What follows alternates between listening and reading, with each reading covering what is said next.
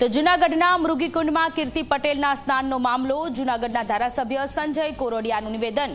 મહાશિવરાત્રી પર્વ પર રવેડી બાદ શાહી સ્નાન યોજાય છે. શાહી સ્નાનમાં લાખોની સંખ્યામાં સાધુ સંતો જોડાય છે. સાધુના વેશમાં કોઈ પણ ઘૂસી જાય તો તેને પકડવું મુશ્કેલ છે. શાહી સ્નાનની પરંપરાનું કીર્તિ પટેલે ઉલ્લંઘન કર્યું છે. કીર્તિ પટેલ સામે તંત્ર દ્વારા યોગ્ય કાર્યવાહી કરાશે.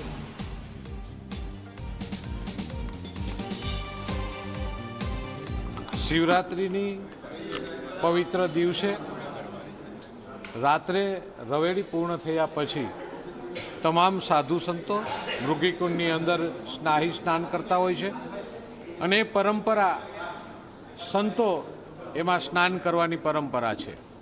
એટલે કાલે સાધુના સ્વરૂપમાં એના કપડાની અંદર જે રીતે બનાવ બન્યો છે એ બનાવ ગંભીર છે અને એની અંદર જે પણ જોગવાઈ મુજબ કાર્યવાહી કરવી જોઈએ એમના માટે તંત્રને કલેક્ટરશ્રી અને એસપીસીને કીધું છે કે એની તપાસ કરી અને યોગ્ય કાર્યવાહી કરવામાં આવે.